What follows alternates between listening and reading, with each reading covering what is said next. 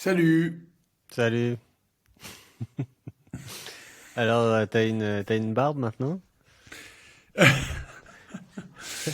Oui, j'ai passé quelques jours sans me raser. Et puis je me suis dit que j'allais la laisser un petit peu. J'ai porté la barbe il y a quelques années, mais elle a beaucoup blanchi.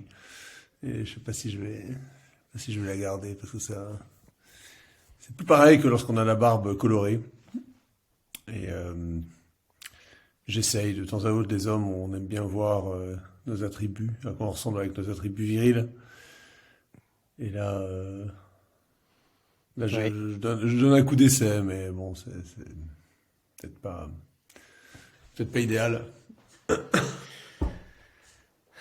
Non, en fait, j'ai passé une semaine, la semaine dernière, en Grèce, et Ok. j'ai fait du ski.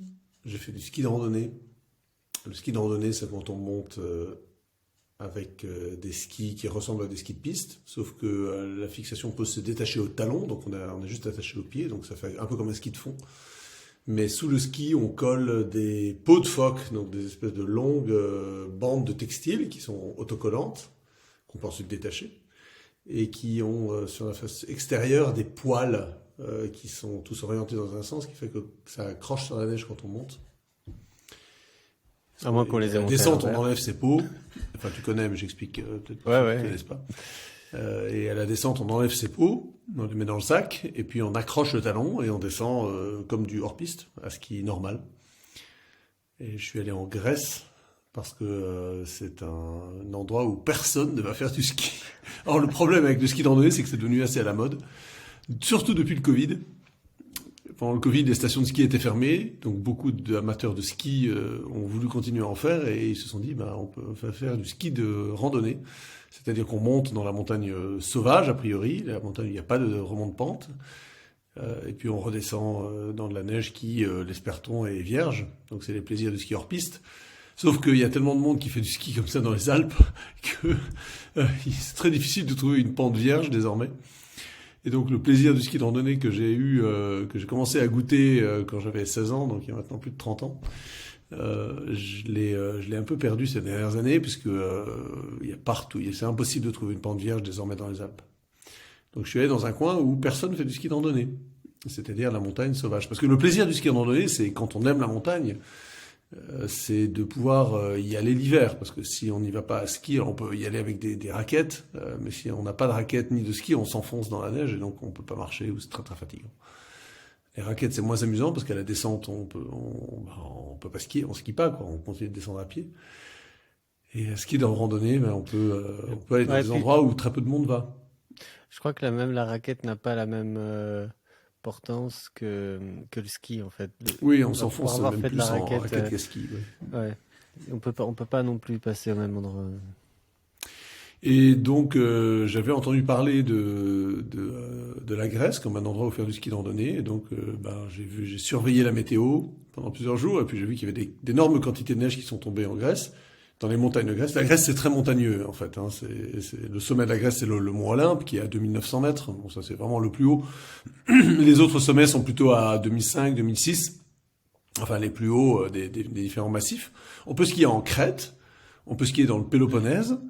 Et on peut skier dans les massifs de la Grèce continentale, donc il y a le mont Parnasse, et puis au nord de la Grèce, il y a le Pinde, qui est la chaîne de montagnes qui borde l'Albanie et qui ensuite, en fait, est le prolongement de ce pli alpin hein, qui traverse les Balkans, la Yougoslavie, enfin, la Bosnie, la Croatie, la Slovénie, et qui va l'Albanie et qui va jusqu'en Grèce.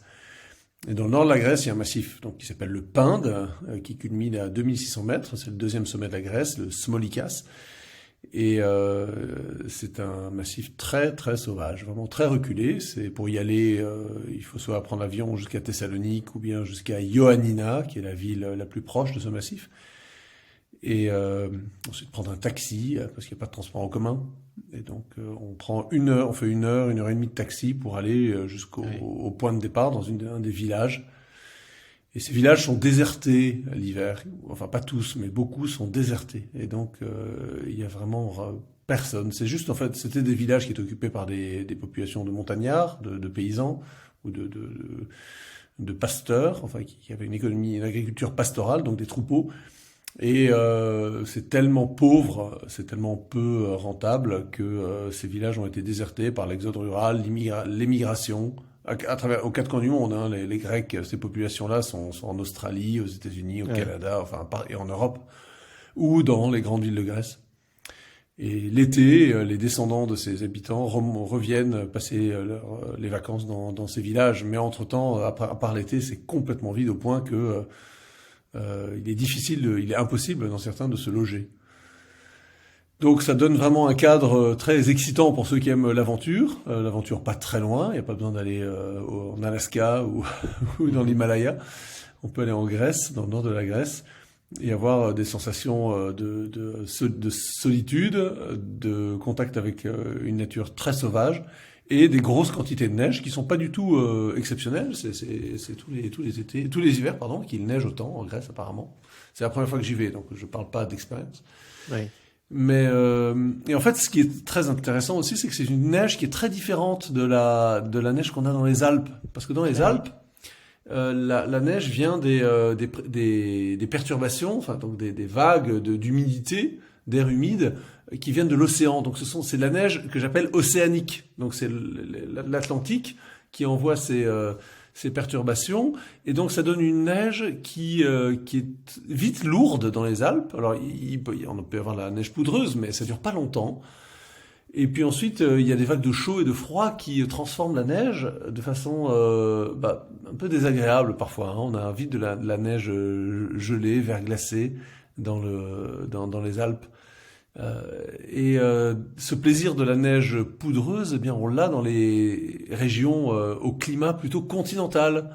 Et la Grèce, ces montagnes de Grèce sont sous l'influence de l'air continental, l'air froid continental de la Russie, enfin de polaire là, qui descend de ce coin-là, très sec, et qui rencontre l'air humide de la Méditerranée l'hiver, mais qui n'est pas constitué par des grosses perturbations qui passent et qui repassent, qui se succèdent comme dans les Alpes. Et la neige est d'une très grande qualité, d'une part. Donc sur les versants sud, évidemment, sont vite transformés. Donc la neige est glacée le matin et puis un peu molle l'après-midi.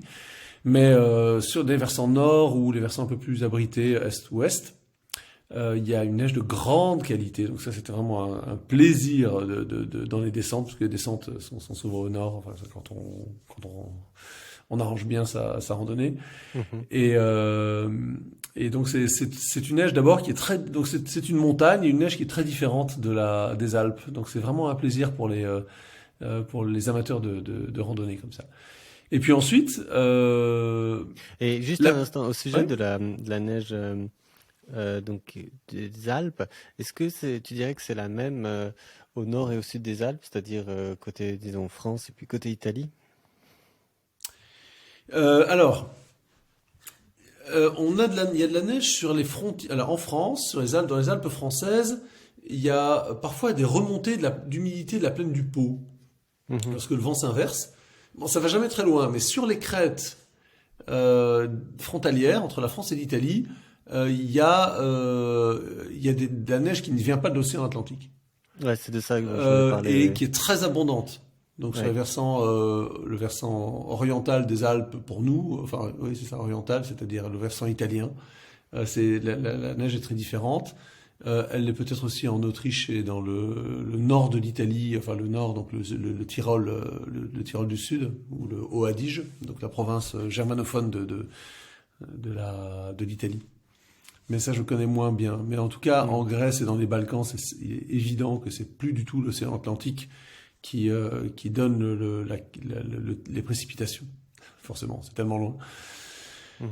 Alors, c'est des montagnes qui sont assez douces aussi. Il y a quelques pics qui sont assez spectaculaires, mais ils sont très peu nombreux. Donc, c'est des reliefs qui sont plutôt doux, donc qui se prêtent très bien au ski, assez peu dangereux. Et puis, c'est tellement sauvage qu'il y a des ours et des loups. Alors, j'ai pas vu de traces d'ours, mais j'ai vu des traces de loups le premier jour au moins, et puis ensuite, j'étais moins sûr. Donc, il y a cette ambiance aussi de vie très sauvage qu'on traverse. Il y a très peu de sentiers, il n'y a pas de refuge, ou quasiment pas, ou alors ils sont fermés l'hiver. Et donc c'est une vraie aventure, à la différence des raids à ski dans les Alpes qui sont très tracés, très fréquentés, où les villages sont occupés, où il y a des refuges qui sont ouverts, même l'hiver s'ils sont pas gardés. Et là en Grèce, il n'y a pas du tout. Alors ils ferment les rares refuges sont fermés l'hiver parce qu'en fait les gens se comportent très mal, comme dans les Pyrénées. Dans les Pyrénées, les refuges d'hiver c'est des taudis, ils sont saccagés par les alpinistes ou les visiteurs qui passent. oui. C'est une honte. Et en Grèce, c'est pareil. Donc, ils ferment les refuges. Et alors, ça, c'est malheureux parce que ça force à faire soit à bivouaquer, ce qui nous est arrivé un soir, soit à faire des étapes très longues.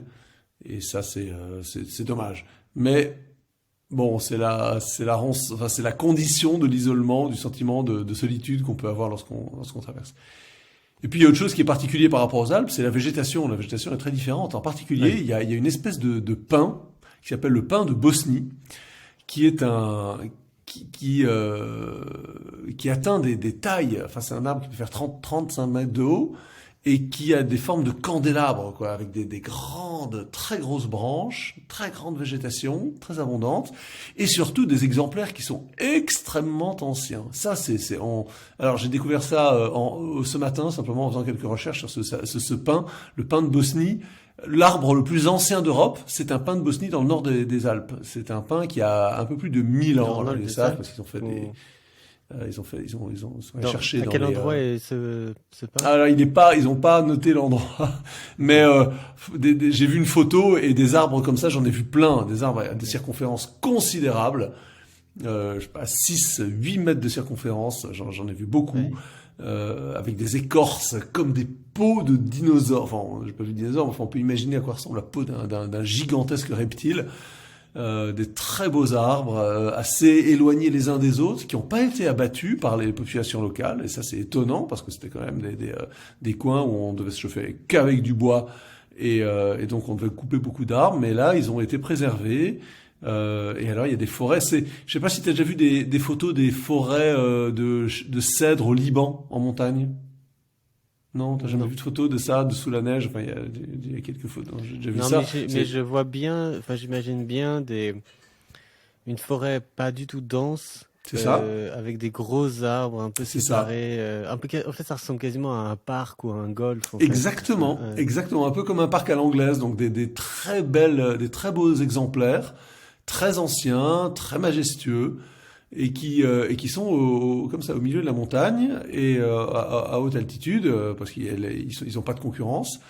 Et alors il y en a certains qui sont morts, d'autres qui ont été abattus, mais même morts, ils ont des silhouettes magnifiques. Et alors surtout, ils sont, en tout cas là, au moment où j'y suis passé, ils étaient carapassonnés de neige et de glace. Et donc ça faisait des espèces de figures fantomatiques, surtout quand il y avait un peu de nuages. Un jour on a été un peu dans le brouillard comme ça, et il y avait ces espèces de géants là qui nous entouraient, couverts de meringues. Enfin la neige quand elle est fixée sur ces arbres, scellée par la glace, on dirait de la meringue. Le vent n'arrive pas à la battre. Et ça c'est des spectacles que j'ai jamais vus dans les Alpes. Donc rien que ça, voilà, c'est plusieurs aspects comme ça, la végétation, les animaux, l'isolement, la qualité de la neige font que j'encourage les amateurs, les aventuriers, parce qu'il faut quand même un peu d'audace pour faire ça, à aller parcourir ces montagnes de Grèce à ski. Ils seront pas déçus, ils auront beaucoup de satisfaction.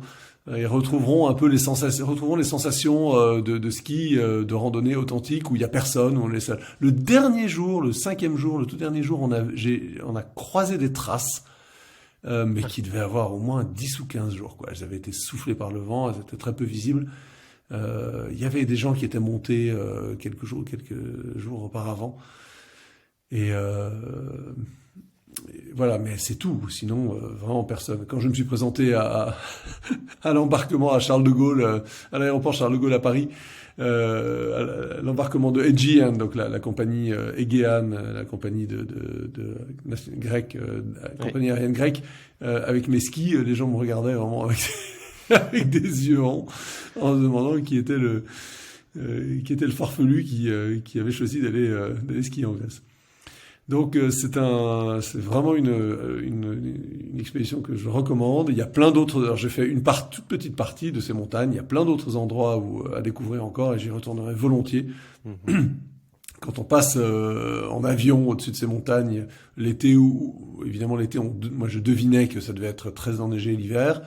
Et c'est depuis plusieurs années que je vais en Grèce. Eh bien, l'envie m'était née d'aller faire un saut dans ce coin parce que il y avait des promesses de vie sauvage, de ski sauvage qui étaient là et qui ont été tenues. Du très beau ski à la descente, je dis, donc à cause de la qualité de la neige, vraiment un peu comme ça. Je pense que ça ressemble un petit peu ça ressemble à des vidéos qu'on peut voir de ski aux États-Unis, parce qu'aux États-Unis aussi, là ou au Canada, il y a ces espèces de d'amas de neige, de poudre très gros, très épaisse, bien conservée, peu transformée, dans laquelle on skie comme dans des coussins, quoi. Même sur des pentes très raides. On est descendu dans des pentes difficiles, à travers des forêts, où il fallait vraiment être très sûr des virages qu'on faisait, parce que, le risque de chute, c'était de se prendre un arbre, ce qui peut être grave, hein, on peut se casser un membre. Mais bon, en tout cas, pas de chute très basse sur des grandes distances. Et puis j'ai fait ma première expérience d'avalanche, parce que j'ai été pris. Je suis passé sur une plaque avant, c'est-à-dire une avalanche de neige qui a été soufflée, qui s'est accumulée sur une pente qui était à l'abri du vent, et donc la neige projetée de l'autre côté du versant de la montagne, et qui crée des avalanches les plus mortelles, et qui se brise comme ça. La pente se brise d'un coup, donc il y a une espèce de cassure à un endroit, et puis la pente file sous tes pieds. Alors ça, j'ai glissé pendant une vingtaine de mètres, hein, c'était pas très grave, mais c'était la première fois que j'étais pris dans une avalanche. J'ai pas été enseveli, heureusement. Et t'es tombé? Non, tu tombes. Non, parce que tu glisses en fait. Hein, tu perds l'équilibre, en fait. Tu tombes en arrière et puis tu es entraîné avec la neige. D'accord. Et tu l'avais vu avant, enfin, Je savais que c'était dangereux. Ouais. Je savais que c'était un endroit dangereux. Mais comme je manquais d'expérience, que ça m'était jamais arrivé, j'ai manqué de jugement aussi. Et donc j'ai pu donner également en me relevant, puis en remontant et en rejoignant mon compagnon qui est notre neveu qui a 16 ans. Je lui ai appris. Je fais un petit cours de nivologie. Je vais t'expliquer ce qui m'est arrivé, pourquoi ça m'est arrivé, et à l'avenir tu sauras, et on saura tous les deux comment se déclenche une avalanche de plaque avant, comme on dit. Et comment la prévenir, comment la détecter, comment l'identifier et comment l'éviter si possible. Donc c'était intéressant aussi parce que c'est l'art c'est l'expérience de la montagne qui fait que on survit, on a un petit accident pas trop grave et puis ensuite on approche pour la fois suivante, je pense qu'on l'évitera. Voilà. C'est assez intéressant aux États-Unis. Tu parlais du ski, alors surtout sur la côte ouest, parce qu'il y a aussi du ski sur la côte est, mais je crois que c'est très différent. En fait, ils ont vraiment beaucoup de neige. Je crois que, en gros, dans les Alpes, il tombe entre peut-être 8 et 12 mètres de neige par saison, par hiver. Et là-bas, c'est plus de l'ordre de 12 à 18 mètres, en fait. Notamment en Californie, et puis toute la région près dans l'Utah et puis la Californie. Là, je crois que c'est vraiment des énormes quantités qui tombent. Et donc effectivement, ils ont des endroits qui sont très plats, avec des montagnes qui sont pas du tout escarpées, pas si impressionnantes que ça, mais beaucoup de neige. Et donc c'est en fait un endroit assez idéal pour mettre une station de ski. Il y a pas de. En fait, moi, c'est curieux parce que ce même genre de station de ski existe aussi en Pologne parce qu'ils ont aussi beaucoup de neige et pas beaucoup de montagnes. Et donc, en fait, ça va être 1 à 2 pistes dans une station, mais des pistes extrêmement larges, très très régulières.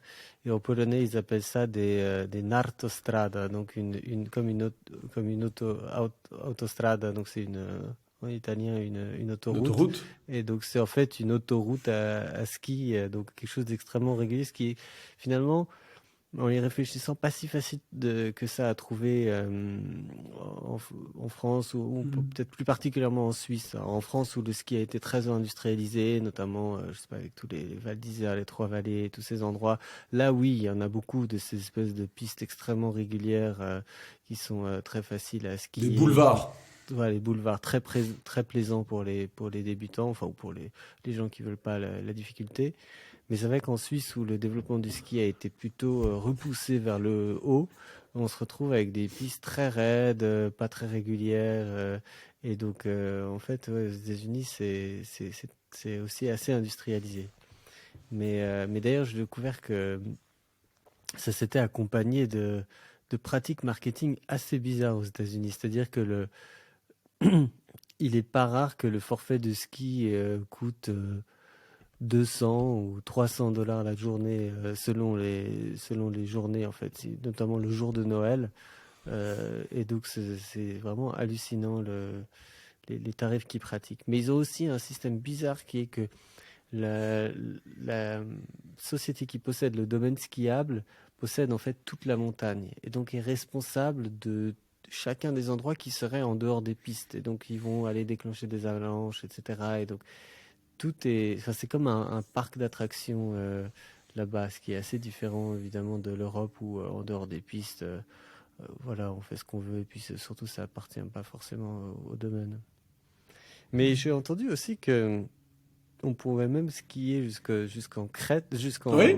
oh, pardon, pas en Crète, Si, si, si, si, en Crète. si si, enfin mais ça tu l'as cité tout à l'heure, mais jusqu'à Chypre aussi. Et j'ai vu une photo et c'était un peu le genre de paysage que tu m'as envoyé du Pinde, alors avec ses pins, etc. Mais bon, je pense que c'est plus anecdotique à Chypre. Mais c'est assez étonnant quand on se penche en fait sur les endroits où on a de la neige, parce que juste derrière Sydney, il y a aussi une ou deux pentes où il y a régulièrement de la neige et, et puis il y a plein d'endroits en fait sur Terre où tout à coup, même si on n'est pas du tout, enfin bon, il y a évidemment le Maroc, ça, on imagine bien qu'il y a beaucoup de neige dans l'Atlas, mais beaucoup d'endroits en fait qui peuvent comme ça permettre de skier un peu. Oui, Et la Crète, c'est plus surprenant, c'est même plus surprenant que Chypre, parce que Chypre est plus au nord que la Crète. La Crète est au large de la Libye. hmm, Et donc c'est très au sud, mais bah, au Liban, au Liban, il y a beaucoup ouais, de neige, ça monte à, c'est quoi les altitudes là-bas? C'est 2005, quelque chose comme ça aussi, 2005, je saurais 2008 pas dire. peut-être. Ouais, je pense pas que ça atteigne 3000 mètres. Mais la Crète aussi, c'est 2005, le mont Ida, 2004, 2005, et dans le Péloponnèse, on peut skier. Là, on est vraiment au-dessus de la mer. Bon, il y a le mont Olympe qui est pas loin de la mer, mais je pense, oui, si on voit la mer depuis. Mhm. Euh, Ouais, donc c'est beau. il y a des sortes de fjords du sud, des fjords Mhm. méditerranéens pour ceux qui aiment ça, qui peuvent aller où on peut aller skier et avec la promesse surtout d'être seul. Ça pour moi c'est très important. Vraiment, Je et crois que puis ce qui est vraiment extraordinaire, et d'ailleurs si ça t'intéresse,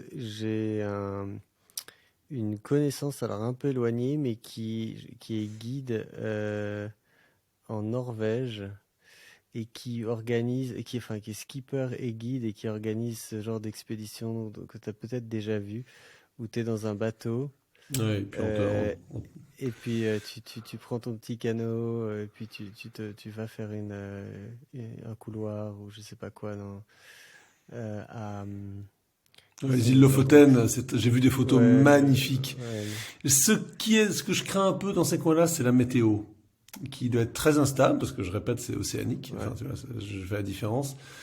Euh, et puis, puis surtout le coût, quoi. Enfin, t'imagines louer un Oui, bateau, un skipper. Déjà, la Norvège, c'est hors de prix. Ensuite, louer un ouais. skipper et un bateau, enfin, c'est vraiment, Non, non, c'est bon, clair c'est que vraiment pour ceux c'est qui ont tout fait, tout vu et qui veulent encore faire un oui, truc en plus. ou surtout C'est hors comme les saison. ski, quoi. Ouais. Prendre un hélicoptère, être déposé en haut d'une montagne en hélicoptère. Euh, bon, voilà, euh, Ouais, j'ai rencontré un gars à Zermatt juste avant le réveillon. l'année dernière, qui est un Suisse qui a très très bien réussi. Et puis il racontait un peu les skis qu'il avait fait, je crois, au Canada. Et je savais pas, mais en fait, quand tu achètes un pack pour faire des skis là-bas, ça se vend en dizaines de milliers de pieds. C'est-à-dire que t'as un paquet que on De te dit, bah dénivelé. voilà, ouais, de Hmm. dénivelé que l'hélicoptère va pouvoir te faire faire. Ça Oui, m'a c'est la fait mesure quelque la chose. plus, oui, c'est la mesure la plus facile. Et donc, une fois que tu as épuisé tes pieds, tes dizaines de milliers de pieds, tu peux rajouter, tu peux remettre au pot pour refaire un peu, etc. Ouais. Non, mais c'est ça. En tout cas, enfin, j'ai vu tes photos, c'est vrai que c'était très impressionnant. Et ça fait envie surtout d'avoir des montagnes. Bon, t'as eu cette mini avalanche, mais je suppose qu'il ne doit pas y avoir énormément d'avalanches très mortelles, vu le faible, enfin, les pentes qui sont pas très très raides. Alors, c'est peu mortel parce qu'il y a personne qui y va. Ouais. M- D'abord. Mais c'est quand même, mais tu dirais que c'est quand même moins dangereux que de Oui, faire du ski ouais, en cette saison, ouais. ouais, quand Que même, dans hein. les Alpes, oui, Ouais. certainement. Parce que c'est moins escarpé. Mm. Ouais, ça, sans conteste. Il faut choisir le versant, hein, c'est toujours pareil. Il faut faire attention au vent. Est-ce qu'il ça a soufflé pendant les jours précédents ou pendant la nuit? Tu le vois, même si t'étais pas là, tu le vois à la direction des corniches. Tu le vois à la façon dont le vent a modelé la neige. Et donc, tu sais comment ça a soufflé. Il faut avoir un peu le sens, hein, de la Mhm. montagne, l'observation. Euh, mais c'est ça qui, ça se détecte. Moi, je me Surtout souviens quand on a avoir été fait, pris une fois. ouais, je me souviens avoir fait une très très belle, enfin, en parlant de randonnée, ski de randonnée très sauvage, je me souviens d'avoir fait quelque chose de très très beau aussi en Pologne, dans les Tatras. C'était pas du tout. Enfin, alors il y a beaucoup de stations de ski là-bas, mais je pense qu'à l'époque où j'y étais, les gens ne connaissaient pas vraiment le ski de randonnée. Et c'est vrai que c'était très agréable d'être dans un endroit un peu, dans un environnement un peu différent. Alors là-bas, l'avantage peut-être, c'est que il y a beaucoup de refuges qui sont ouverts. Et puis ils ont un style très différent des refuges de France, c'est-à-dire que c'est plus déjà en mode cantine. Enfin, c'est beaucoup, je dirais un peu plus luxueux. C'est pas, enfin, c'est pas à très haute altitude, donc je pense qu'en fait c'est assez facile pour eux d'avoir un ravitaillement. Et puis ils sont très souvent ouverts l'hiver. Et donc ça c'était vraiment aussi très agréable. Mais bon, ça dépend des saisons, hein, mais très très froid, hein. Nous c'était descendu jusqu'à -17 en journée. Et au-delà, je me souviens qu'au-delà de -11, on a le métal des fixations qui commence à coller. Alors, pour essayer de les opérer, ça prend tout de suite des proportions folles. Mais c'était magnifique, autrement. Ouais. En Grèce, on a eu j'ai passé une nuit dehors, un bivouac Ouais. improvisé, et il a bien fait -10. Ça, Ouais. vu le froid qu'on a eu dans les sacs, il y avait un sac de couchage qu'on s'est partagé, Mhm. 2 heures, 2 heures dans le sac, 2 heures à alimenter le feu, et puis voilà, Ah comme oui, ça pendant sympa. 12 heures, ou 13 heures, de 6 heures du soir à 7 heures du matin, Ouais. on a traversé la nuit comme ça. Et c'est, oui, il fait aussi très froid. Bon, là, c'est pas -17. Il y avait pas de vent, surtout. Oui. Le Non, mais problème, là, c'est le vent. je parlais de -17 en journée, hein, Ouais, parce que, ouais, la nuit, donc -20, quoi. Au moins. ouais, c'est parce qu'évidemment, ouais, c'est pas. Après, si quand tu bouges, ça va, hein. Mais c'est vrai que passer même une nuit par -10, c'est extrême, hein. Ouais, c'est très Ouais. froid. Ouais. Et puis bon, après, tout dépend aussi de la caractéristique du froid, hein. Parce que qu'est-ce qui m'est arrivé? Ah oui, ces 3 dernières semaines en Suisse, il a fait, je sais pas, -6, j'ai même eu jusqu'à -13, un peu en montagne. Et ensuite, je me suis retrouvé dans le nord de la France par 2 degrés. J'avais plus froid dans le nord de la France à cause de l'humidité. Et donc, enfin, tout dépend quand même de ça, hein.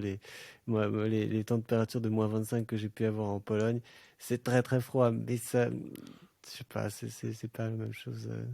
peut pas l'écrire de la même manière. Moi, je voulais t'interroger sur un sujet différent, si on a terminé sur celui-ci, qui est la guerre en Ukraine, en fait, et la tournure que c'est en train de prendre, c'est-à-dire le fait que tous les pays d'Occident sont en train d'envoyer des chars et vraiment, enfin, je pense que tout le monde savait, et en particulièrement les Russes savaient qu'ils armaient l'Ukraine avant, mais là, ça a pris un peu une nouvelle tournure. Et bon, pour moi, c'est à nouveau une guerre dans laquelle on est engagé en tant que citoyen sans qu'on nous ait vraiment demandé notre avis, enfin, sans qu'il y ait de référendum ni rien. Et donc, c'est toujours une décision qui est prise au-dessus de nous. Et donc, mais je voulais savoir comment est-ce que toi tu le percevais en fait. Tu m'avais envoyé notamment un article, une colonne enfin, même un gros article de l'ancien Premier ministre britannique Boris Johnson, où il tapait du poing sur la table en ordonnant aux Britanniques de faire quelque chose, d'agir. Et je voulais en savoir un peu plus sur la manière dont tu voyais les choses. Alors, l'article que je t'ai envoyé, c'était pas tellement pour le fond que pour la forme. C'était pour te montrer l'art oratoire, enfin, oratoire en l'occurrence écrit, de Boris Johnson, qui écrit splendidement. Vraiment, il a une plume extraordinaire. C'est un en tant que journaliste. Mais vraiment, c'est un écrivain hors pair quand on lit cet article. La puissance de persuasion est gigantesque. Donc sur le fond, c'est Alors, difficile. il faudrait que je le lise vraiment parce qu'en fait, c'est vrai que tu avais mentionné l'art oratoire, mais j'avais lu essentiellement le titre et puis j'avais compris Ah, en gros t'avais quel pas lu. était Il faut lire ouais. il faut lire l'élan et le vocabulaire et les images et la façon Mhm. dont il captive le lecteur, hein, vraiment avec beaucoup de puissance. Et Boris Johnson, c'est Il a été longtemps quelqu'un. journaliste, hein, c'est ça? Alors oui, son Ouais. métier d'abord c'était journaliste pendant très longtemps. Il a beaucoup compté lorsqu'il était correspondant à Bruxelles dans le façonnage de l'opinion britannique contre l'Union européenne, contre le Ah fédéralisme oui. européen. Parce il s'est moqué pendant des années et des années. C'est lui qui a sorti la courbure des bananes, enfin qui trouvait les Mhm. réglementations absurdes de l'Union européenne sur la courbure des bananes, sur la longueur des concombres, enfin toutes ces façons, ces règlements et lois absurdes que nous a pondu l'Union européenne pour harmoniser le marché commun. Et donc il a tourné en ridicule l'Union européenne comme ça. Et puis ensuite, et puis ensuite il a dirigé le Spectator, qui est un hebdomadaire que j'aime beaucoup. Ouais. Et puis ensuite il est devenu maire de Londres. Enfin, il a écrit dans le Daily Telegraph longtemps, mais il n'a pas été rédacteur. Je sais plus ce qu'il était. Il doit être éditorialiste. Et là, il pond il a écrit dans le Daily Mail, je crois, un article, enfin, que je t'avais Ouais, c'est envoyé, ça. qui est remarquable dans le style, hein. Alors ensuite, on peut être ensuite sur le fond. Euh, bah, j'aime bien toujours me demander si ces choses-là sont neuves ou pas dans l'histoire. Et l'histoire récente des relations entre l'Union soviétique / Russie contre l'Occident. Elles sont anciennes. Et des histoires comme ça, des histoires comme l'Ukraine, il y en a eu plein. Il y a eu évidemment la Corée, il y a eu l'Indochine. La Russie n'était pas directement impliquée en Indochine, mais enfin, ça veut dire elle soutenait la Chine qui, elle, était directement impliquée en Indochine par des livraisons d'armes, voire des soldats. Parce qu'en Indochine, il y a eu des soldats russes, des soldats Mhm. chinois qui ont été engagés, probablement, au moins des instructeurs. L'Afghanistan, L'Afghanistan, bien la sûr, première. toutes les guerres en Afrique, je sais pas, la Namibie, et donc des guerres où Cuba. ouvertement Cuba, l'invasion de Cuba, enfin la révolution communiste à Cuba, en Amérique du Sud, des guérillas, ou Amérique centrale. Donc il y a eu des tas de cas où la Russie a été directement impliqué à des équipements militaires ou des soldats. Alors pas en Afghanistan. Afghanistan. On va prendre le plus récent, l'Afghanistan. Mais en Afghanistan, C'est c'était des soldats russes. des années De 80. 79, 79, je crois que c'est l'invasion de l'Afghanistan par l'Union soviétique qui installe un régime communiste à sa botte. Et puis ensuite, les Afghans, enfin une partie des Afghans se révoltent et commencent à mener une guérilla contre l'armée russe. Donc c'est l'armée russe qui envahit un pays pour y installer un nouveau régime et elle va se trouver face à des armées locales équipées par les Occidentaux. Ça n'a pas provoqué, c'était pas une attaque directe contre le territoire de la Russie. Et donc il y a jamais eu de risque nucléaire que je sache pendant la guerre en Afghanistan. Alors on va me dire oui, mais l'Ukraine c'est considéré comme la Russie, comme une partie de la Russie par les Russes. Oui, mais ok, que cette thèse existe dans une partie de l'opinion russe, je veux bien. Je la conteste formellement parce que c'est pas parce que c'est pas parce que la capitale de Clovis s'était Tournai que la France réclame la Wallonie. Et donc c'est pas parce que la devrait, non? c'est pas surtout pas. Laissons la Wallonie aux Wallons. Et c'est pas parce que le cœur de la Russie c'était à Kiev, enfin que la nation russe ou en tout cas l'État médiéval russe a commencé à Kiev. Bon, c'était 500 ans après Clovis, mais enfin c'est pas pour ça que la Russie doit réclamer l'Ukraine. Enfin, tu vois ces arguments-là en disant oui, l'Ukraine et la Russie c'est pareil. C'est-à-dire Oui, que oui, non, mais je pense que l'Ukraine et la Russie sont les mêmes, tout comme la Russie et la Biélorussie sont les mêmes. Or, la Russie et la Biélorussie sont alliés, mais c'est pas pour ça que la Russie annexe la Biélorussie. Tu oui. vois, l'argument pourrait tenir. Enfin, et là, je trouve qu'en plus, il y a une symétrie parfaite parce que je pense que à la fois les Ukrainiens et les Biélorusses sont conscients d'être très très proches des Russes, beaucoup plus évidemment que les Baltes et autres. Et donc, peut-être que c'est parce que il y a une bonne entente entre Loukachenko et puis Poutine, mais mais moi j'aurais tendance à écarter cette idée qu'en fait la Russie est en train d'annexer l'Ukraine, parce que je pense que il y a évidemment un mélange des deux nations à l'intérieur de l'Ukraine. Ils sont frères, très certainement, enfin indéniablement. Mais je pense que les Russes, depuis toujours, et ils continueront toujours de désigner différemment les Ukrainiens, en fait, enfin, de leur donner ce nom d'Ukrainien. Et donc, moi, j'aurais plutôt tendance à dire que la raison principale, enfin, pas la raison invoquée par la Russie, mais la raison principale, c'est plutôt la question de sécurité, avec cette fameuse symétrie où dans les années 60, quand les Russes ont voulu installer leurs missiles à Cuba, les Américains ont dit il n'y a pas question qu'ils soient si proches. Et de la même manière, quand l'Ukraine menace de rentrer dans l'OTAN et donc d'installer des missiles aux portes de la Russie, enfin, sans tampon, ça va pas. Enfin, les Russes disent stop, c'est la limite, Alors qu'est-ce que tu à ne pas réponds? franchir. Alors pourquoi est-ce que la Russie n'a pas protesté comme ça lorsque les pays baltes sont entrés dans l'OTAN? C'est très bien que tu en parles parce que j'en parlais justement avec ma belle-mère hier, qui donc habite à quelques dizaines de kilomètres de cette région. Et en fait, c'est parce que en fait, les pays baltes, en réalité, ils offrent pas du tout un flanc. La Russie n'offre pas un flanc dans les pays baltes. Si jamais il y a le moindre problème, à Kaliningrad, ils font le lien avec la Biélorussie. Il y a quelques kilomètres et hop, ils sont fermés. Les pays baltes en fait sont complètement isolés. C'est-à-dire qu'en fait, il y a vraiment une serrure ou enfin je sais pas comment dire. Mais les Polonais ne laisseraient jamais faire ça.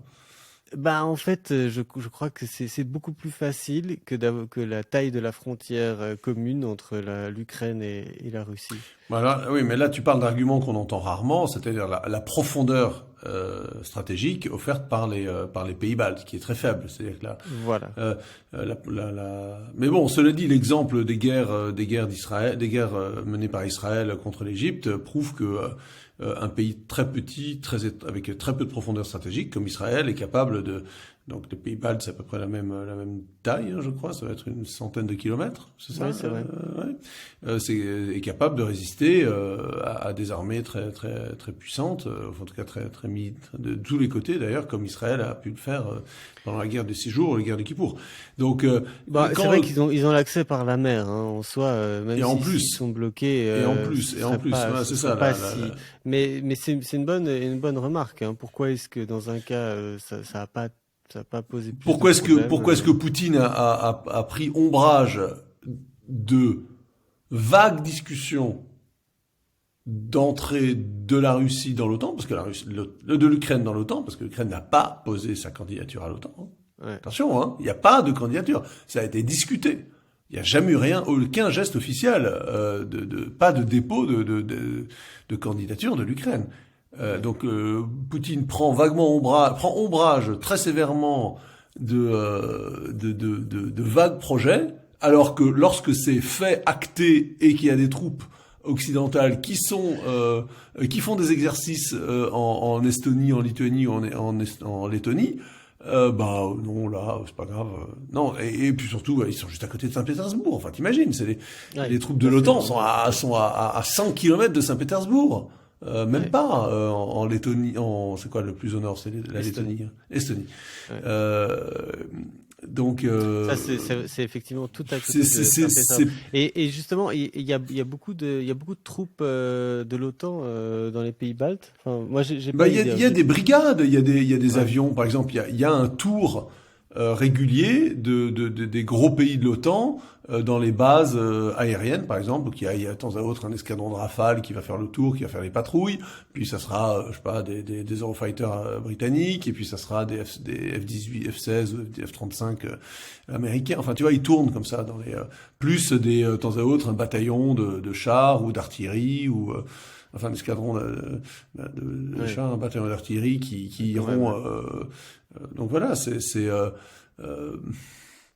donc cet argument de la provocation de l'OTAN en Ukraine, c'est vraiment de la fin jouée. Et pourquoi pas les pays baltes, quoi. Oui, parce que c'est moins de profondeur stratégique. Tu me dis, c'est moins dangereux. Si jamais la Biélorussie, enfin de troupes depuis la Biélorussie font la jonction avec Kaliningrad, mais les Polonais ils vont voir rouge, quoi. Les Polonais ils vont tout de suite leur sauter dessus de côté. Et donc ils tiendront jamais, puisque c'est la frontière. Enfin, je rappelle pour ceux qui ne connaissent pas, c'est la Kaliningrad, c'est la petite enclave russe, ancien Königsberg, donc la capitale de la Prusse orientale, qui est sur la mer Baltique, qui appartient à la Russie, et qui est séparée par la frontière entre au nord la Lituanie et au sud la Pologne, et donc je sais pas, ça doit être 50 kilomètres jusqu'à la Biélorussie. Et donc effectivement, il pourrait y avoir une jonction de la Biélorussie à Kaliningrad, à l'enclave russe, qui couperait donc le passage, l'accès terrestre de la Pologne aux pays baltes.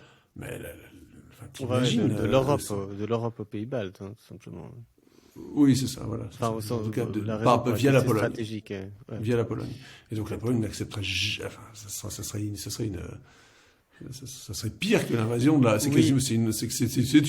une attaque sur la Pologne de faire un truc pareil. Oui, enfin, c'est-à-dire que il pourrait le. Et puis c'est surtout déclencher l'article 5 de l'OTAN, enfin le traité de l'Atlantique Nord, puisque c'est une invasion c'est beaucoup plus dangereux pour les Russes de faire ça que d'envahir l'Ukraine vis-à-vis de l'OTAN. D'envahir, que des troupes pénètrent en Pologne et ou en Lituanie pour faire la jonction à Kaliningrad. C'est vraiment là c'est l'OTAN. En fait, la jonction, ils peuvent faire la jonction entre, en gros, Grodno et puis donc ça c'est en Biélorussie du Nord. Et en fait, ils longeraient la frontière entre la Pologne Et la et la Lituanie, oui, mais la Lituanie. Ouais. Lituanie fait partie de l'OTAN. Oui, Donc oui, c'est non, un... mais ce que je veux dire, c'est qu'en fait, ils sont pas forcés de passer par la Pologne pour faire cette jonction. Mais Oui, bon, enfin, effectivement, on ouais. comprend très bien que les Polonais, enfin, c'est comme quand les Allemands ont envahi la Belgique, bah, les Français ont considéré que Ouais. c'était une attaque contre la France, quoi. Oui, non, Donc, non, évidemment. Ouais. Non, mais non, bon, ça ça c'est le c'est premier clair. Ouais. point, tu vois, Ouais. c'est d'abord cette question de prétexte de l'invasion, sur lequel, bah, je me dis, attends, c'est deux poids deux mesures, hein. Mhm. Ensuite, est-ce que le fait de Attends, tu parles livrer, du prétexte officiel oui, du prétexte officiel de Poutine pour envahir l'Ukraine il y a un an, Ouais. qui était bah, des provocations de l'OTAN. Bah oui, provocations de Non, non, l'OTAN. non, c'était la démilitarisation et dénazification. Oui, bon, il y a Oui. employé le mot nazi, ok, tout le monde rigole, quoi. Quand quand le président est juif, président de Bah, l'Ukraine. Bon, ouais, non, enfin, il y non, a parce des que éléments nazis, mais enfin, il y en a beaucoup moins que, non, il y en mais a parce que beaucoup. non, mais c'est facile. Si on parle de l'histoire de l'Ukraine dans la Deuxième Guerre mondiale, Ah oui, bien sûr. euh, Mais bah, alors? c'était comme Bah, bah, évidemment, les Ukrainiens, ils venaient de se prendre, les Ukrainiens se sont alliés. Enfin, t'as lu tous les romans épouvantables, que ce soit la 25e heure, Le Cheval Rouge, tous ces romans écrits par non, Le Cheval Rouge, c'est écrit par un Italien. Enfin bon, les romans qui racontent la vie de ces populations qui étaient coincées entre le marteau et l'enclume, entre mhm. l'enclume nazi et le marteau bolchevique. Et bah oui, que les troupes, qu'il y ait eu des troupes ukrainiennes qui aient combattu aux côtés des nazis, enfin, Non, non, mais je parle des divisions SS ukrainiennes qui étaient particulièrement assidues. oui, d'accord, bien, je sais, mais enfin bon, Ouais, ils venaient de se prendre ouais, 3-4 millions de morts. Quand ouais. les Allemands sont arrivés en Ukraine, en Biélorussie, et même en Russie, les armées allemandes, hein, lors du début de l'opération Barbarossa, ils se faisaient accueillir avec du pain et du sel, c'est-à-dire le symbole de l'hospitalité, Ouais. de l'accueil, à bras Mhm. ouverts par les populations de l'ouest de l'empire bolchevique. Faut jamais oublier Ouais. ça, hein. C'est dans le Cheval Rouge, il raconte ça. Et puis il y a eu plein de témoignages de ce genre-là dans des historiens de l'Union soviétique. Tellement ces populations haïssaient les bolcheviks en 1940. Alors évidemment, les Allemands se comportaient comme des connards, ils ont massacré tout le monde en faisant pas de distinction, alors qu'ils avaient ces populations qui n'étaient pas des populations nazies, mais qui les voyaient en libérateurs parce que il fallait voir ce qui se prenait sur la gueule depuis 20 ans de la Ouais. part des bolcheviks. Donc qu'il y ait eu des populations, qu'il y ait eu des divisions ukrainiennes qui ont été particulièrement cruelles. Bon, ça, les crimes de guerre, c'est en général, bon, il y en a eu beaucoup plus du côté nazi et bolchevique que du côté occidental, des armées occidentales. Mais enfin, il y a eu des crimes de guerre occidentales aussi, ça arrive toujours dans toutes les guerres. Mais bon, qui s'est combattu aux côtés des Allemands, t'aurais fait quoi, toi? Ouais. T'aurais fait quoi Non, mais quand les Allemands, quand les bolcheviks, avaient organisé l'Holodomor, 4 millions de morts, 3 à 4 millions de mhm. morts par la famine en 1933-34. C'était Ouais. tout frais, c'était 6 ans avant. Ils en pouvaient plus des bolcheviks. Et comme les Cosaques enfin bref. Puis il y a eu des tas de trucs comme ça. Tu sais que Prague a été libérée par des armées. Flûte. Il y a une division de Russes qui combattaient avec les nazis et qui ont libéré Prague contre les nazis. La libération de Prague, c'est un truc un peu bizarre. Ça a été libéré par une division russe, non bolchevique, alliée aux Ah Allemands. oui. Ouais. Et qui ensuite se sont Et fait tous libéré de massacrer quoi? Enfin, libérer des Allemands, en fait. ah Libérer des oui, donc Allemands, ils se sont ouais. retournés contre. Ils se sont retournés contre les Allemands et pensant que les Alliés les soutiendraient. Et ils ont été ils ont tous été massacrés ensuite par Staline. Ouh. Pareil pour les Cosaques, toute cette division cosaque qui combattait avec les Allemands, qui a été faite prisonnière dans le sud de l'Autriche et qui a été livrée par les Britanniques à Staline, et ils ont tous été tués. Hommes, femmes, enfants, quoi, tous. Donc ces populations, elles se sont, je veux dire, les histoires de Stepan Bandera, là, le Ouais. leader, le meneur ukrainien allié aux nazis. Les circonstances de l'époque, c'est quand même compliqué. Hein. Bon, bref, toujours est-il que le Ouais. prétexte de Poutine, c'était de dénazifier l'Ukraine. Enfin, ça tient, ouais, vraiment, ça tient quelques minutes, mais pas longtemps cette histoire-là. Hein. Qui est des bandes de militaires en Ukraine qui affichent des symboles nazis, oui, certainement. Enfin, il y a les mêmes côté russe. Hein. Oui, oui, c'est C'est quand clair. même qui sont également avec leur badge avec des symboles nazis. C'est du enfin, je veux dire, des Slaves nazis, c'est comme des Juifs nazis. Hein. C'est quand même bizarre, parce que Hitler visait à l'extermination des Slaves et des Juifs. C'est du folklore. Faut pas prendre ça sérieusement. Enfin, c'est du folklore. Euh, enfin, c'est pas d'idéologie rigoureuse. C'est des gars qui s'amusent à provoquer, à prendre des symboles guerriers. C'est comme les Japonais nazis, tu sais, ces Japonais qui se baladent avec des badges. Enfin, c'est quoi des Japonais nazis? Le nazisme, c'est l'idéologie de la suprématie de la race allemande. C'est tout. Si t'es pas allemand, tu peux pas être nazi. Enfin, pas longtemps en tout cas, ou de façon très très allégorique. Oui, Donc, c'est pas rigoureux, ouais, c'est pas sérieux ces histoires-là. C'est pas sérieux. ouais. Bon bref, et puis donc ensuite je continue sur les livraisons d'armes. Ouais. Les livraisons d'armes. Bon bah j'ai réglé la question. Euh, Avec enfin, les autres exemples. C'est avec ça, la continuité avec les entre, précédents historiques qui ont jamais provoqué de menace nucléaire. Euh, c'est pas parce que on livrait des Stinger qui abattaient par dizaines les hélicoptères soviétiques en Afghanistan que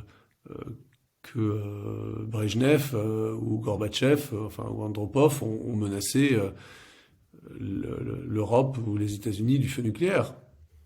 Bon, ça fait partie, ouais. c'est la guerre, quoi. C'est les règles d'engagement de la guerre. T'as des alliés, tu fournis du matériel. Tu peux même mettre des instructeurs. Il y a des instructeurs, des encadrants, certainement, des forces spéciales occidentales Mais ça, je pense que c'est la qui sont en première Ukraine. chose qu'ils ont, ouais, la première chose que l'Occident a donnée. Ouais. Ouais, des renseignements. Les avions espions, les satellites qui collectent l'intelligence et enfin, collectent les renseignements électroniques, les images. Donc Donc toi, tu le ferais. Enfin, s'il y avait un référendum, je voterais pour je voterais pour l'envoi d'armes ouais. lourdes, ouais, des chars, des avions, mais ça s'est fait avant. Enfin, non, je sais pas si je voterais pour. Non, attends, non, je vais distinguer deux choses. Non, parce que le Je fait vais que dire, ça soit fait avant, c'est une autre question. Ouais. ben non, non, la question c'est, est-ce que la livraison d'armes lourdes risque de provoquer une escalade nucléaire? Parce que c'est ce dont on a le plus peur, c'est une escalade nucléaire. Moi je veux dire, si je regarde l'histoire, un régime qui était beaucoup plus agressif que la Russie de Poutine, c'est-à-dire la Russie bolchevique, n'a pas pris ombrage de livraison d'armes occidentales à des guérilleros ou à des camps, des camps militaires adverses à la gauche de ces pays-là. Comme provocation. On n'a jamais considéré ça comme une provocation à la guerre nucléaire. Et donc, je pense, comme on dit en anglais, c'est du saber rattling, c'est-à-dire on fait frotter son sabre par terre, on fait le bruit de sabre comme défile des militaires qui laissent traîner leur sabre par terre. C'est du saber rattling que fait Poutine lorsqu'il accuse les Occidentaux de provocation, qui attention, vous allez voir ce que vous allez voir. On a l'arme nucléaire. Bah oui, mais enfin, il n'y a pas un soldat, il y a personne qui est en train d'attaquer ton territoire, bonhomme. C'est ça, la doctrine nucléaire, c'est le sanctuaire national. Et si personne n'attaque ton sanctuaire national, si l'Occident n'est pas en train de... Ce qui embête les Occidentaux, dans la livraison, par exemple, de missiles à plus longue portée que les HIMARS actuels, les missiles qui te frapperaient à plus de 300 km, c'est que les Ukrainiens les utilisent pour frapper le territoire russe. Et là, ça embête beaucoup les Occidentaux, parce qu'ils savent qu'ils maîtrisent Mais pas tout à fait. ce qui a déjà été fait, non? Non, parce que les Ukrainiens ont tapé Belgorod ils les ont frappés avec leurs hélicoptères à eux, Ah, ok. avec des drones. Ils ont attaqué la flotte, la flotte de Sébastopol avec des drones maritimes. C'est pas les matériels occidentaux qui ont fait ça. Il y a du renseignement occidental certainement, mais c'est pas des matériaux Ouais. occidentaux, tu vois. Ça serait différent. Donc c'est ce qui embête un peu les Américains, par exemple. Je pense que c'est pour ça qu'ils livrent pas des missiles à plus longue portée, parce que les Ukrainiens les dirigeraient vers des villes russes frontalières. Et ça, Ah oui, donc toi, en fait, tu fais quand même pas mal confiance aux états-majors des différentes nations occidentales sur le fait qu'ils sont pas simplement en train de, enfin, parce que moi, je suis assez méfiant des décisions qu'ils prennent, en fait, à la fois parce que je me méfie de l'influence, évidemment, de tout le complexe militaro-industriel et de leur intérêt à eux de voir une guerre s'installer. Euh, de l'autre, peut-être des gens un peu trop audacieux qui se diraient que finalement, enfin, un peu comme Bruno Le Maire, quoi, qu'on va réussir à mettre la Russie à genoux et que ce serait peut-être une bonne occasion de leur, euh, leur donner une leçon. Enfin, tu vois, des choses où les gens deviennent un peu prétentieux, en fait. Moi, j'ai assez peur de ça parmi tous ces gens qui prennent des décisions et qui pourraient justement nous embarquer, nous autres qui avons rien demandé, à qui on n'a pas posé la question et qui pourtant s'en impliqués dans un conflit qui pourrait nous dépasser, en fait.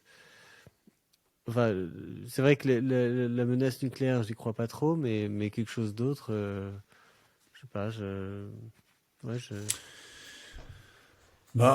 les cyniques disent que c'est une guerre. En fait, les pays occidentaux sont en train de faire la guerre à la Russie et de mettre à genoux la Russie, l'armée russe en tout cas, puisque l'armée russe est en train d'épuiser ses matériels, d'épuiser ses munitions euh, pour euh, pour pas grand-chose en fait, à bon marché, en faisant combattre les Ukrainiens. Et en fait, je pense que c'est pas tellement à la Russie que on donne une leçon, c'est aux Chinois. C'est de montrer aux Chinois que s'ils commencent à envahir un pays, alors il y a Taïwan évidemment, mais Taïwan est une géographie tellement compliquée que je crois que c'est assez compliqué. Ce serait vraiment de la folie de la part des Chinois d'attaquer Taïwan. Ça serait un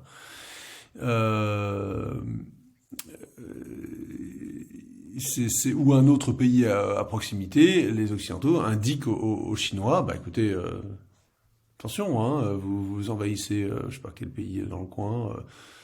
L'Inde du Nord, parce qu'il y a de temps à autre, il y a des incidents récents en Inde entre l'armée russe et l'armée indienne, ou je sais pas où, peut-être la Corée du Sud, pardon. Bah nous, on va les armer. Et vous allez voir vous allez voir ce que vous allez voir, quoi. C'est pas possible aujourd'hui d'envahir, d'occuper un pays comme la Russie essaye de le faire. La Russie est en train de saigner. J'imagine qu'il doit y avoir 30 000 morts. Je suppose, on ne connaît pas vraiment les chiffres. Hein. Les chiffres ukrainiens, il faut de nombre de morts russes, il faut s'en méfier, bien sûr. Je crois qu'ils annoncent 70 000 ou 80 000 morts russes. Bon, allez, on divise par 2 ou par 3, c'est déjà énorme. Je rappelle qu'il y a eu 25 000 morts en Afghanistan soviétique. Hein. Et ça a suffi à faire sortir l'Union soviétique d'Afghanistan. Là, les 25 000 morts russes en Ukraine, ils sont dépassés hein, depuis longtemps, je pense. Hein. Plus les milliers de chars officiellement en renseignement à source ouverte, il y a 1600 chars russes qui ont été perdus en Ukraine. Enfin, 1600 chars. La France, elle a 200 Leclerc. Hein. ouais. Donc c'est des pertes gigantesques. On peut pas comparer tout à fait parce que c'est pas des chars de la même. C'est comme un Rafale. Un Rafale, ça vaut 10 ou 12 Mirage, je crois, quelque chose comme ça, à cause des systèmes électroniques d'engagement, le nombre de cibles qu'ils sont capables de prendre en même temps. Mais bon, pareil pour le Leclerc. Le Leclerc, c'est un char extrêmement moderne, extrêmement efficace. C'est le plus moderne de tous les chars occidentaux.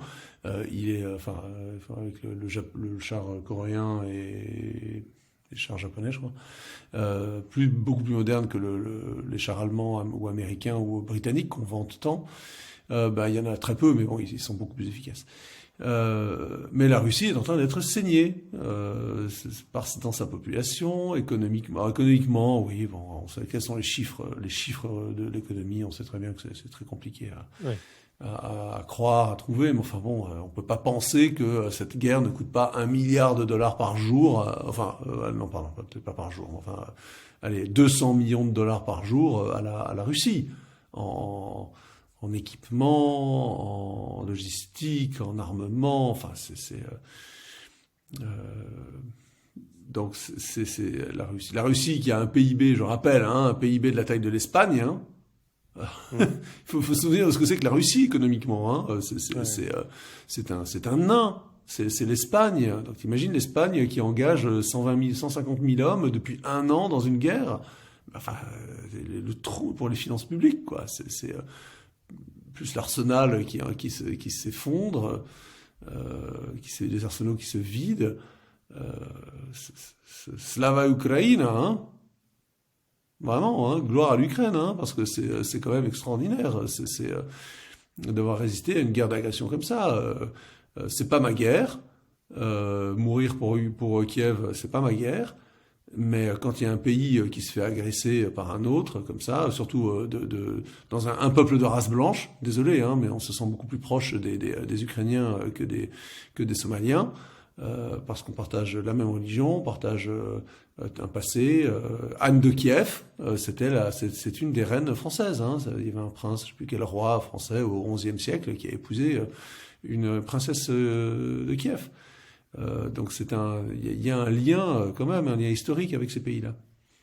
Et puis moi j'ai une sympathie pour les Ukrainiens à cause de l'Holodomor, je rappelle, donc la famine qui a tué 3-4 millions de morts par Staline en 1932, 34, je crois.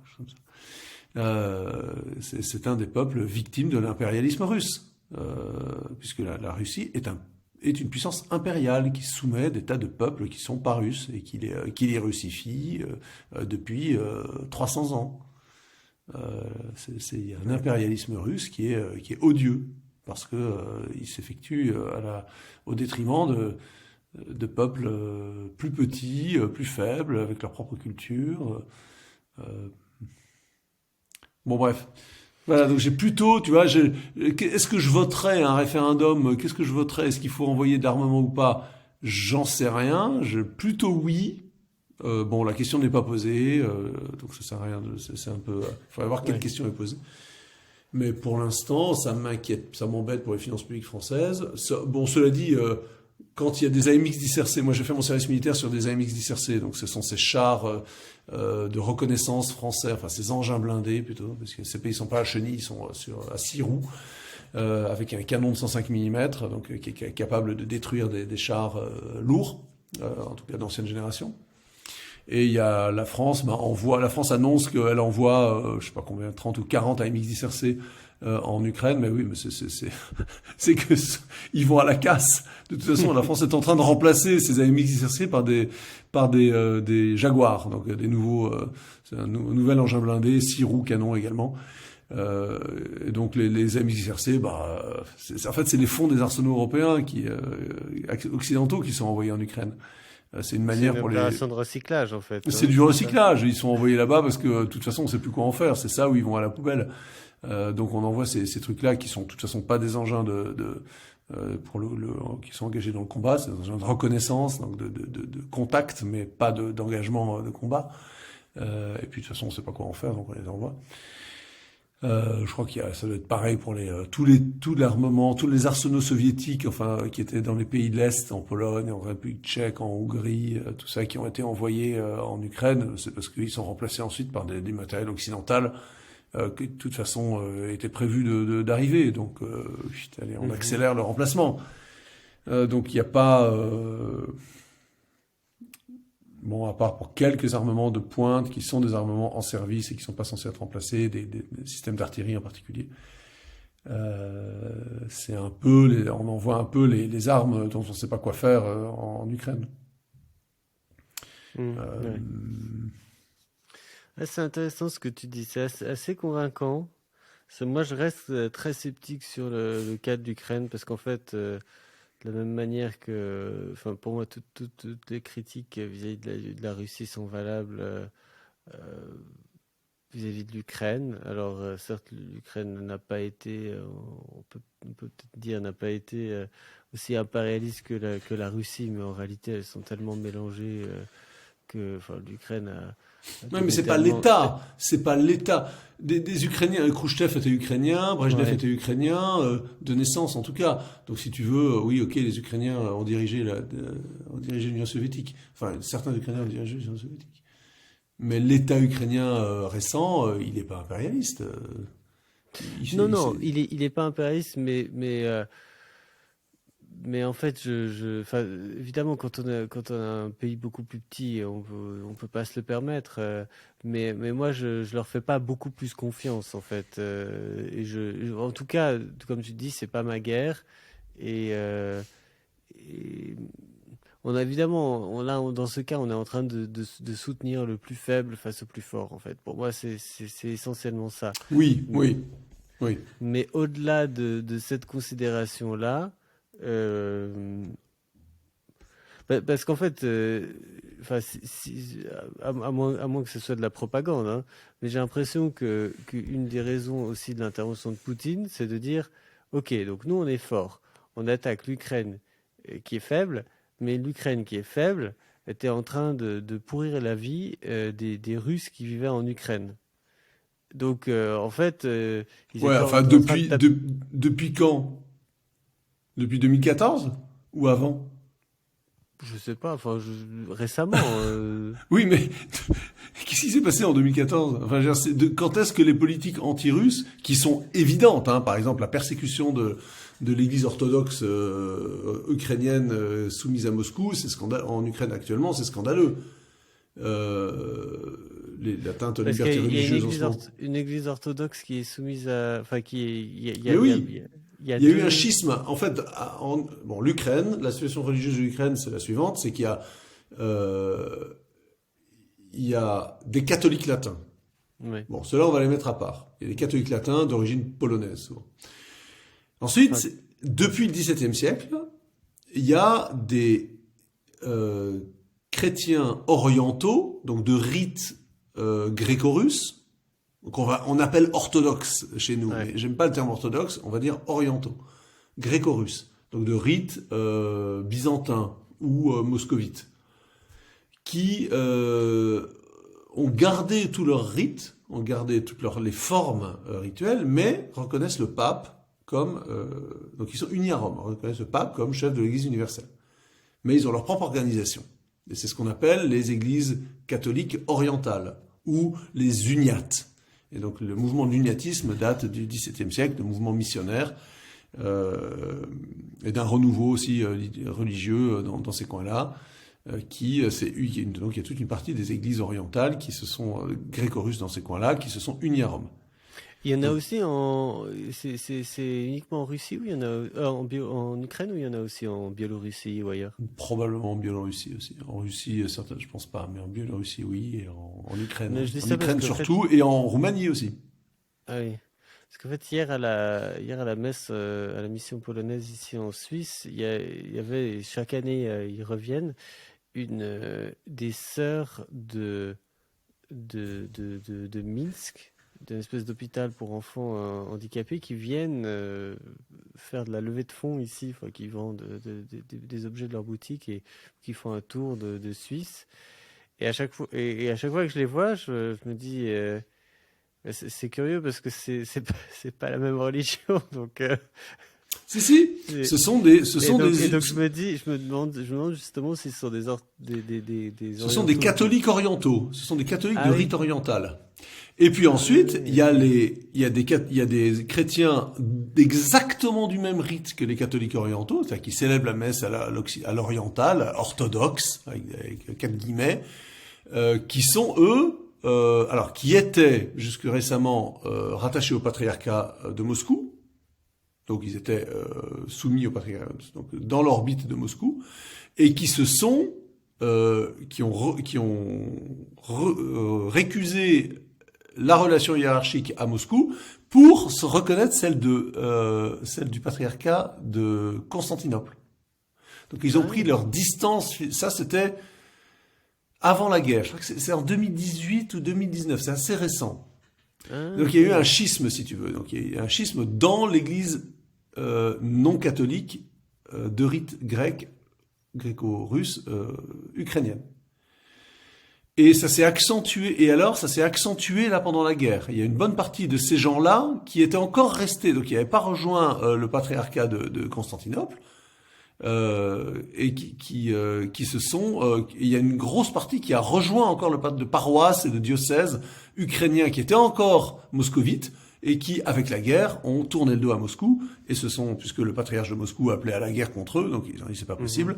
Ils ont abandonné Moscou et ils se sont ralliés au patriarcat de Constantinople. Donc ils ont coupé les ponts. Donc ça c'est l'organisation des chrétiens. Donc les trois ou quatre types de chrétiens. Les orientaux rattachés à Moscou, il en reste quelques-uns. Les orientaux non catholiques rattachés à Constantinople. Les orientaux catholiques rattachés à Rome. Et puis les catholiques de rite latin. Donc comme nous quoi, la messe. Ok, je viens de comprendre parce que je me souviens quand j'étais petit lors d'un voyage en Roumanie d'avoir rencontré des gens qui s'appelaient eux-mêmes gréco-catholiques, mais qui donc avaient pas du tout le rite latin, et je comprenais pas en fait. Et donc ça c'est des gens qui ils sont de quel côté en fait du filioque, ces gens? Alors, on n'est pas obligé de dire le filioque dans le credo. Hein. Ensuite, sur la théologie, il y a rien qui les différencie. Hein. Et peut-être que dans la liturgie, ils ne disent pas le filioque dans le credo. Donc, mais pourtant, c'était ça le fond. Non, du schisme. Non. Ça, c'est juste un tout petit prétexte. Le schisme, il est sur des tas d'autres sujets. On en avait parlé une fois. Par exemple, prêtres, alors, est-ce que les prêtres doivent porter la barbe? Est-ce qu'on doit consacrer des trucs tout à fait futiles, hein? C'est souvent en religion, des trucs futiles qui provoquent les divisions. Le fait de célébrer l'Eucharistie, donc la messe avec du pain levé ou du pain non levé. Enfin, c'était surtout politique et culturel, hein, ces divisions. Hein. Et puis, ensuite des maladresses. Mais en fait, j'ignorais vraiment complètement qu'il y avait effectivement des gens qui étaient catholiques, donc pas pourquoi tu dis latin et pas romain en fait? Parce qu'on dit de rite latin. Okay. Parce qu'ils ont... on dit de rite latin, même si la liturgie, c'est le rite romain. Oui, t'as raison. Je sais pas pourquoi est-ce qu'on fait cette différence. En tout cas, on dit qu'ils sont de rite latin parce qu'en fait, il y a eu beaucoup de... Là, on va rentrer un peu dans les détails, mais il y a eu longtemps beaucoup de formes différentes de la messe qui étaient dans la galaxie latine, mais qui n'étaient pas le rite romain. Par exemple, en France, on a célébré... Il existe le rite lyonnais, il existe le rite dominicain, le rite carthusien, qui sont des rites latins, mais qui ne sont pas romains. Il existe récemment, avec l'entrée dans l'Église catholique de communautés d'origine anglicane, il existe un rite anglican, donc une façon de célébrer la messe qui n'est pas celle que nous connaissons en France habituellement, donc qui est le rite romain qu'on célèbre en France, mais qui est dans la famille des rites latins, c'est-à-dire de l'Église occidentale, du monde latin, mais qui ne sont pas romains. Il y a le rite mozarabe en Espagne, dans certains diocèses d'Espagne. Il y a le rite ambrosien à Milan, qui est toujours célébré. Il y avait les rites gallicans en France jusqu'au 19e siècle, où des façons locales de célébrer. Un peu le même phénomène que la disparition de tous les dialectes. Un peu, oui, c'est ça. Il y a une unification, il y a une uniformisation avec la diffusion des moyens de communication où on était capable de distribuer des livres. Et puis une discipline aussi, une autorité qui s'est imposée. Voilà. Donc voilà, en Ukraine, en Ukraine, il y a des communautés, il y a aussi des divisions religieuses de ce genre-là. Je sais plus comment est-ce qu'on en est venu à parler de ça. Parce que tu disais que les gens de rites, enfin les pratiquants de rites oriental moscovites étaient persécutés par Ah oui, c'est ça. Oui, c'est ça. Voilà, c'est que Zelensky tout récemment a fait des atteintes à la liberté religieuse qui sont intolérables, où il a interdit. Alors je sais plus comment c'est fermé. Est-ce qu'il a fermé des paroisses? Est-ce qu'il a, tu vois, de ces chrétiens qui sont encore attachés, encore moscovites, encore qui reconnaissent encore l'autorité du patriarche de Moscou. Bon, c'est pas possible ça, quoi. Enfin, c'est immoral de faire des choses comme ça. Donc oui, j'ai peu de doutes. Par exemple, la corruption qu'il doit y avoir en Ukraine doit être épouvantable en ce moment. Toi, tu décrivais euh, en Pologne les voitures de luxe avec des plaques des plaques ukrainiennes qui se baladent. Moi, j'en ai vu en Autriche cet sur la été. Costa del Sol, ils sont C'est extrêmement invraisemblable. nombreux. Voilà, il doit y avoir une corruption pas possible. Mais bon, ça c'est la guerre et Bah, pendant surtout la guerre, t'as les beaucoup de profiteurs. gens qui ne sont pas en fait patriotes, enfin au sens où tu dis Slava Ukraina, ok, mais alors tous ces gens qui ne fou- qui échappent à la guerre en fait. Bah, parce que finalement moi parmi tous les Ukrainiens que je connais, il y en a qui sont quasiment tous en âge de combattre, il n'y en a aucun qui est dans l'armée, et y compris des gens, j'en connais un, c'est une, enfin je le connais pas directement, mais je le suis, c'est une star de la télé-réalité ukrainienne, donc un gars qui doit avoir une trentaine d'années, qui aujourd'hui gagne sa vie sur Instagram, et donc il est à Kiev, il fait ses petites stories, pas du tout en lien, il travaille pas pour l'armée, il fait pas de la propagande pour l'Ukraine, ni rien, non, non. Et pourtant, je sais pas comment, bah lui, il a échappé à la conscription, et donc enfin, c'est assez mystérieux pour moi en fait, hein, ce qui se passe. Et j'ai pas du tout l'impression que lui, oui, il soutient l'Ukraine, mais j'ai du mal à comprendre pourquoi est-ce que dans la force de l'âge, il n'est pas en train de défendre son pays. Enfin, je sais pas comment ça Ouais. fonctionne, hein. Ouais. C'est extrêmement curieux. Bon, il y avait un autre truc qui m'avait vraiment étonné, c'était que la manière, ce fameux missile là qui avait atterri en Pologne, euh, où Et les Ukrainiens, oui, les Ukrainiens avaient tout pendant de suite quelques prétendu. jours. Les Ukrainiens prétendaient mordicus que c'était un missile russe, que c'était une Oui, attaque. Oui, bah ils mènent une. Enfin, il faut pas être naïf. Le gouvernement ukrainien, c'est pas des anges. Hein. non, mais c'est vrai Ils que, sont en fait, maladroits aussi. voilà. Et donc exactement. En fait, on est là. Donc on a des gens qui certainement, enfin, on a vraiment l'impression d'être en train de soutenir quelqu'un qui est pas tout à fait honnête. Alors bon, peut-être que c'est illusoire de se dire qu'il y a un bon et un gentil, hein, dans cette guerre. C'est certainement illusoire. Mais donc nos gouvernements ont choisi de soutenir les Ukrainiens qui manifestement sont assez menteurs, etc. Et puis comme tu dis, sont assez corrompus. Et c'est vrai que c'est bizarre. Ouais, les Polonais là, enfin j'en discutais encore avec ma belle-mère ce week-end. C'est de pire en pire, hein, la cohabitation avec les Ukrainiens. Là actuellement, parce qu'il y a quand même plus de 4 millions d'Ukrainiens en Pologne Oui. actuellement. Et enfin, ça ne m'étonnerait pas qu'ils commencent à se taper dessus. Parce qu'en fait, enfin, 4 millions, ça inclut les Ukrainiens qui étaient arrivés avant la guerre, hein, parce qu'il y en avait quand même déjà un certain Hmm. nombre, vu qu'il y a eu un appel d'air par le gouvernement actuel qui a mis tellement enfin, donné tellement d'argent par des subventions aux pauvres polonais que finalement ils ont arrêté de travailler et puis tout à coup la Pologne a eu besoin de main-d'œuvre, donc ils ont fait venir beaucoup d'Ukrainiens très intelligents et, euh, et donc oui, en fait sur la priorité des soins, sur la priorité dans les écoles, etc. Enfin, il y a beaucoup de frustration, hein. D'autant plus que enfin, pour les gens qui auraient oublié, les Ukrainiens ont toujours été les ennemis des Polonais et évidemment, les Russes ont toujours été les ennemis des Polonais, et donc ça, il n'y a pas vraiment de différence entre les deux. C'est pas parce qu'aujourd'hui la Pologne accueille l'Ukraine qui vont devenir des peuples frères. Ma belle-mère m'a rappelé cet épisode que je connais pas et auquel il faut absolument que je m'intéresse, qui était en 42, je crois, les 100 000 Polonais qui ont été brutalement assassinés par des Ukrainiens sous les ordres des nazis, avec la bénédiction des nazis, dans les églises, etc. Je crois que ça a duré à peu près 2 jours et incroyable, hein, la violence en fait entre ces peuples. C'était pas. Et là, on parle de paysans ukrainiens, hein, donc ils sont arrivés avec leurs fourches, sans aucune arme, et donc ils ont réussi à tuer 100 000 Polonais sans armes. Il y a un livre d'histoire de ce coin qui s'appelle Terre de sang, qui raconte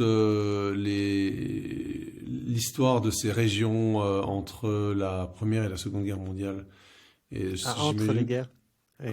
Ouais, enfin, c'est-à-dire de la Première à la Seconde Guerre mondiale, enfin, jusqu'à la fin de la Seconde Guerre mondiale, qui s'appelle Terre de sang. Donc, il décrit évidemment l'extermination des Juifs dans ces coins-là, mais également tous les crimes qui ont été commis parmi ces peuples. Peut-être que cet incident doit être, ce drame doit être. Ouais, alors je sais que ça a fait l'objet d'un film qui s'appelle Wowen et qui a été fait par Vajda, qui est le fameux réalisateur qui est mort récemment. Et donc, lui, il a participé justement à populariser cette histoire. Mais oui, il y en a énormément. Moi, j'avais été très étonné de découvrir, en fait, on